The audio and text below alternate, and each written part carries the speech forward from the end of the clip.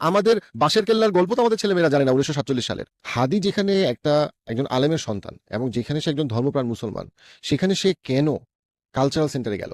কেন সে সংস্কৃতি এবং ইসলামের মাঝখানে একটা মেলবন্ধন করতে গেল? কারণ সে জানে যে যদি ধর্মপ্রাণ মুসলমানের কোনো কালচার না থাকে, তাহলে 1-2 প্রজন্মের মধ্যেই ওই ধর্মপ্রাণ মুসলমানের পরিবার থেকে এমন ছেলেমেয়েরা বের হবে যারা তাদের আইডেন্টিটির সাথে ইসলামকে মিলাতে পারবে না।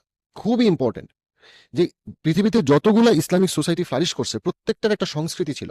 অবশ্যই সেই সংস্কৃতি পশ্চিমা সংস্কৃতি না, অবশ্যই সেই সংস্কৃতির মধ্যে আলেমদের মধ্যে ইখতিলাফ থাকবে কিছু কিছু বিষয়, সেটা সেটা নিয়ে কোনো ডাউট নাই, বাট একটা সংস্কৃতি থাকতে হবে।